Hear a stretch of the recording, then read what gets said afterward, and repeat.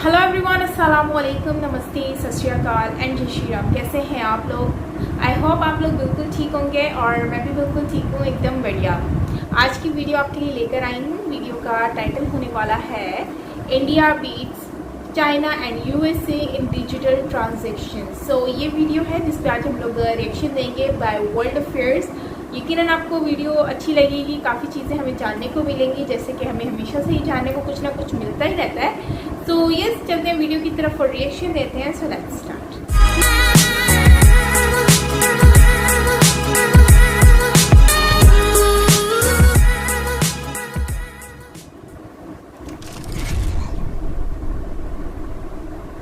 नमस्कार दोस्तों, welcome to world affairs. मैं हूं प्रशांत धवन। नाउ हाल ही में एक बहुत ही पॉजिटिव न्यूज़ सामने आई है। इंडिया ने बीट कर दिया है चाइना और यूएसए को डिजिटल ट्रांजैक्शंस के मामले में। नाउ यहाँ पे आप देखोगे, इस पे आर्टिकल है कि डिजिटल पेमेंट्स में इंडिया ने पीछे छोड़ दिया है चाइना और यूएस को 2020 साल में बिकॉज ऑफ लॉकडाउन। और सिंस इंडिया में आज के समय इतनी सारी ऐप्स हैं, पेटीएम, फ़ोनपे, गूगल पे, इन पे ऑफ़र चलते हैं कि आप अगर ट्रांजैक्शन करोगे तो आपको कैशबैक मिलता है, प्राइजेस मिलते हैं, कूपन मिलते हैं। तो इस वजह से लोग बहुत ही बड़ी संख्या में यूज़ कर रहे हैं डिजिटल पेमेंट्स को।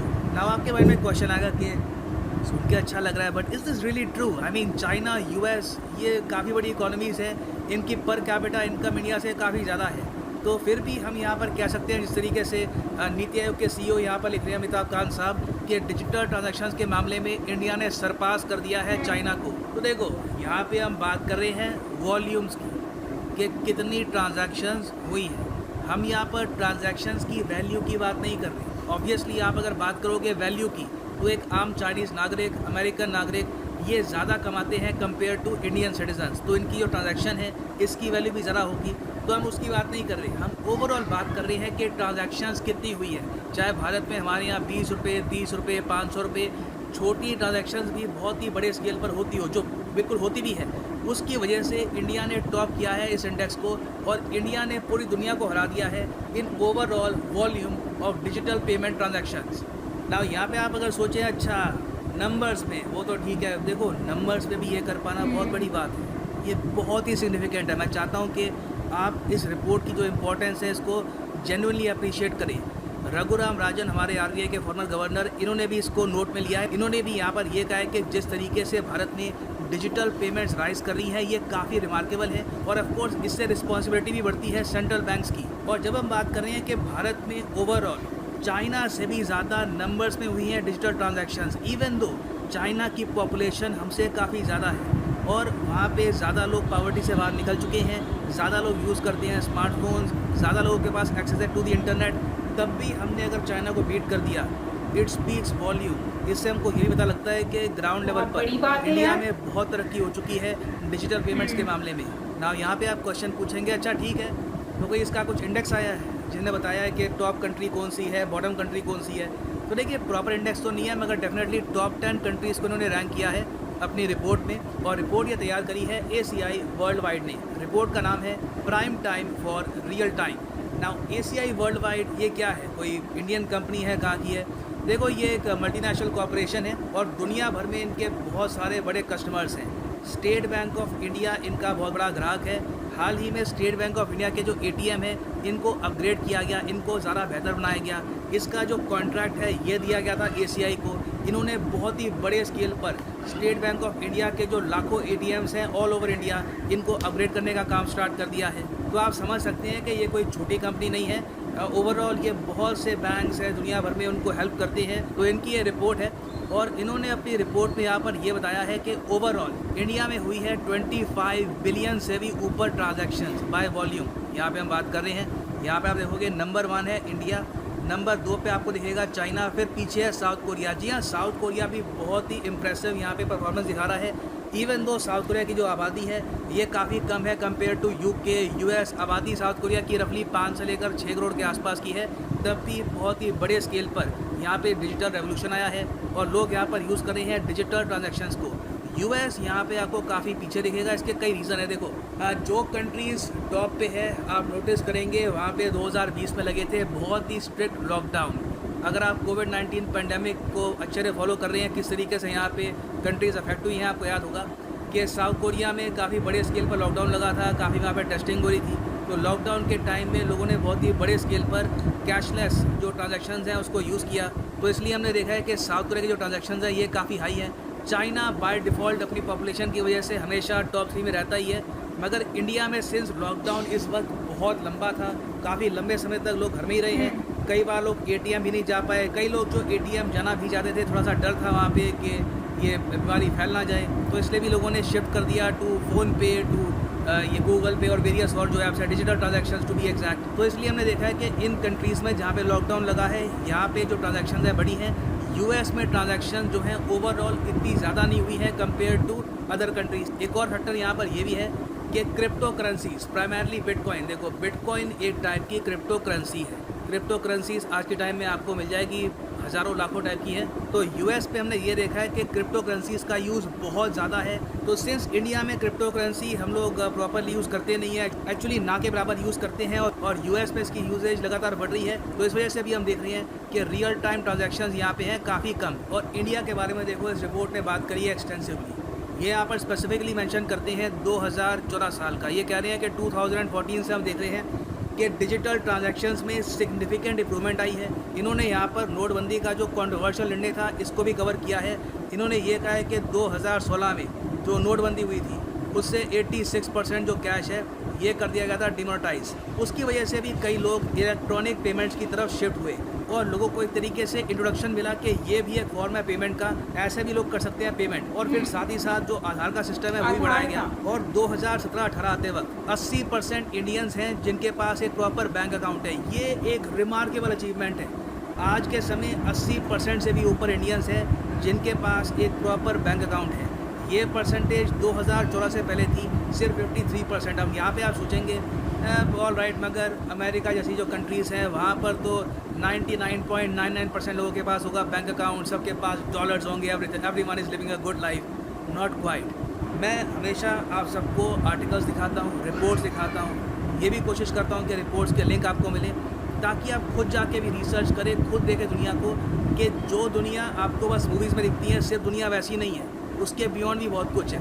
मुझे याद है इससे पहले मैंने काफ़ी बार वीडियोस बनाई है on Russia, on eastern Europe, और लोग एक्चुअली काफ़ी बार सरप्राइज़ होते हैं ये जानकर कि रशिया में काफ़ी बड़े स्केल पर गरीबी है, उनकी जो करेंसी है काफ़ी हद तक गिर चुकी है। और यहाँ पे मैं आपको ये बता दूँ कि इवन यूएस भी इस मामले में इतना ज़्यादा सक्षम नहीं है जितना हम एज्यूम कर रहे हैं। इंडिया में अगर 80 से ऊपर % जो लोग हैं इनके पास बैंक अकाउंट है, तो यूएस में रिसेंट रिपोर्ट हमको ये बताती है 2019 की रिपोर्ट कि 25% आबादी है यूएस की जो या तो अनबैंक्ड है या फिर अंडर बैंक्ड है।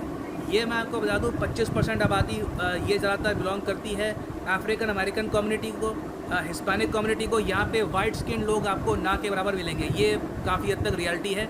और अंडर बैंक का मतलब होता है कि बैंक अकाउंट है मगर because of very low balance आज के समय उसको बंद कर दिया गया है या फिर वो इनएक्टिव है। ओवरऑल अगर हम बात करें आबादी की जिसके पास बिल्कुल भी बैंक अकाउंट है ही नहीं, कभी ओपन ही नहीं किया, तो इनकी परसेंटेज काफ़ी कम है। लगभग आप कह सकते हैं 5 से लेकर 7% के आसपास, जो अपने आप में बहुत बड़ा नंबर है। आप अगर 2015 का एक आर्टिकल देखो बाय वॉक्स, ये यहाँ पर खुद कहते हैं कि इनके देश में 1,70,00,000 लोग हैं जिनके पास कोई बैंक अकाउंट ही नहीं है। हम यहाँ पे बच्चों की बात नहीं कर रहे कि जो अंडर एज है कि भैया 2 साल का है तो ऑब्वियस ही बात है बैंक अकाउंट नहीं होगा। हम यहाँ पे बात कर रहे हैं एडल्ट सिटीजन्स की जिनके पास बैंक अकाउंट होना चाहिए।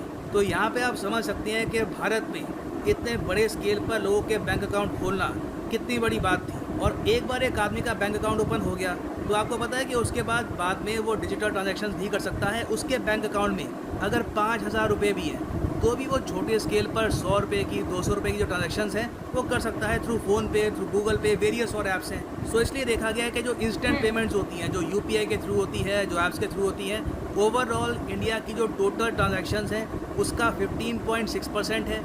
इलेक्ट्रॉनिक पेमेंट्स की अगर हम बात करें कार्ड के ज़रिए जो होती है पेमेंट्स, तो उसकी परसेंटेज है अराउंड 22.9%। अभी भी बहुत ही बड़े स्केल पर अराउंड आप कह सकते हैं 61.4% जो हमारी पेमेंट्स होती हैं वो होती हैं पेपर बेस्ड, मतलब कि या तो चेक से हो रही है पेमेंट या फिर आप यहाँ पे कैश यूज़ कर रहे हैं। अभी भी इंडिया में कैश बहुत ही बड़े स्केल पर यूज़ किया जा रहा है मगर काफ़ी हद तक तरक्की भी हुई है।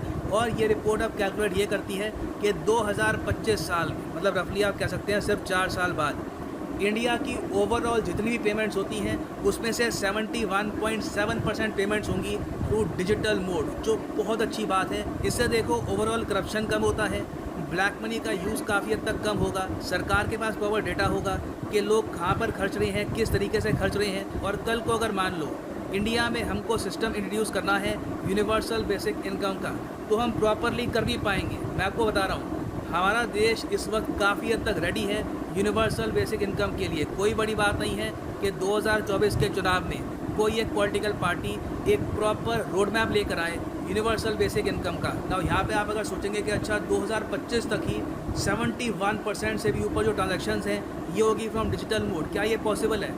जी हाँ, देखिए it is very much possible. इसी साल हमने देखा है कि जो UPI है, यूनिफाइड पेमेंट्स इंटरफेस, इसकी जो ट्रांजैक्शंस हैं ये डबल होके हो गई है अराउंड 2.7 बिलियन, और ये इन द फ्यूचर बढ़ने ही वाली है। हाल ही में एक बहुत बड़ा स्टेप ये लिया गया है कि जो ATMs हैं इनको अपग्रेड किया जा रहा है। इससे क्या होगा कि आपको डेबिट कार्ड की या क्रेडिट कार्ड की आवश्यकता नहीं है ATM से पैसा निकालने के लिए।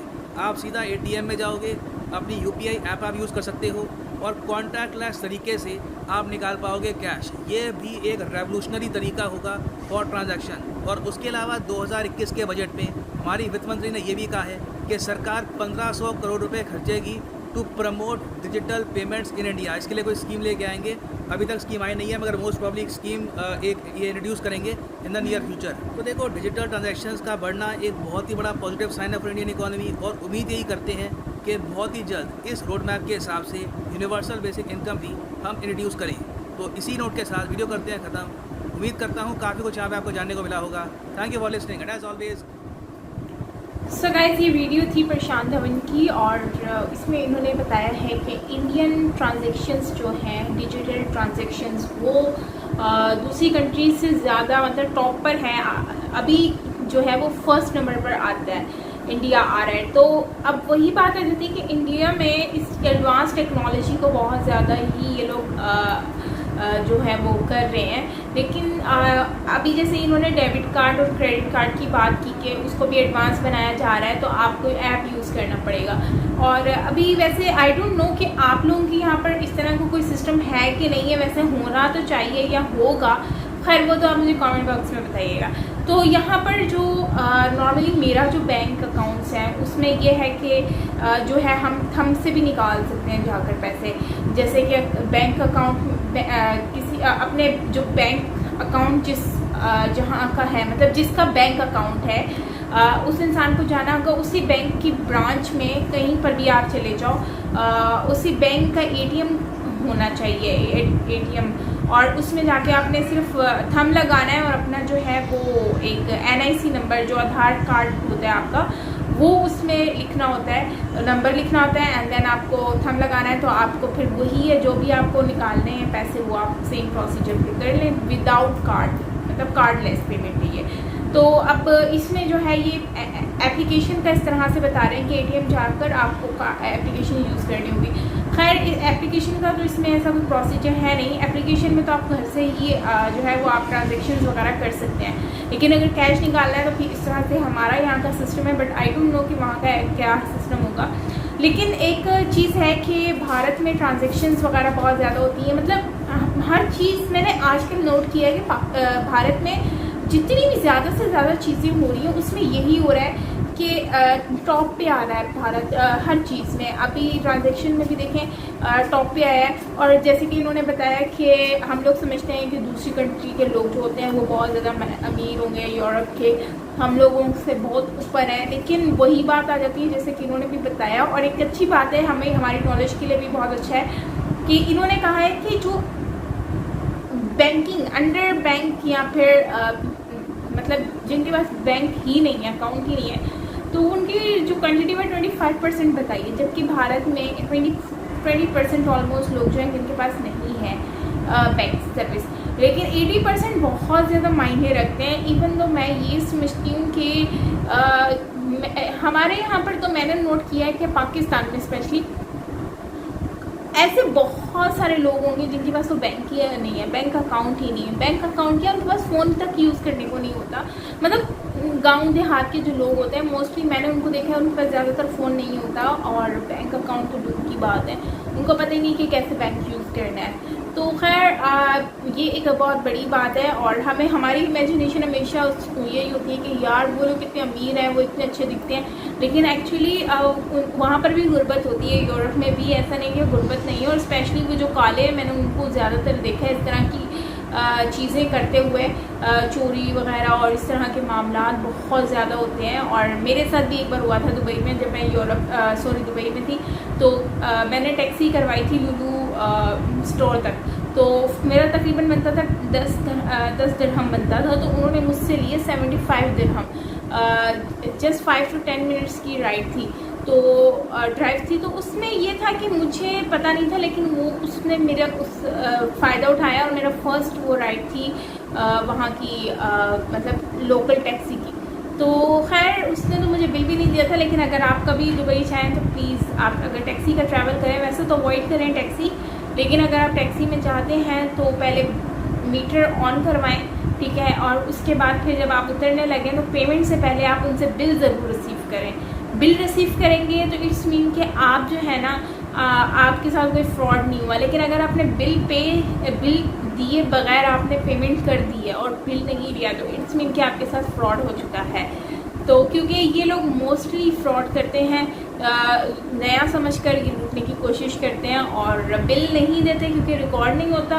तो फिर ये, और सेकंड ये है कि बिल अगर आप ले लेते हो तो उसमें ये होता है कि अगर वो आपको बिल नहीं देता इट्स मीन कि उसने मीटर ऑन नहीं किया हुआ, तो अगर आप बिल मांगोगे फिर भी वो आपको नहीं देगा, तो फिर ये है कि आगे कहने पे भी उसने बिल नहीं दिया तो इट्स मीन कि आपको पैसे नहीं देने, आप उतर के चले जाओ। क्योंकि ये वहाँ का रूल है कि अगर आपको टैक्सी वाला बिल नहीं देता तो आप वहाँ से उतर के चले जाओ, आपको किराया माफ़ हो गया।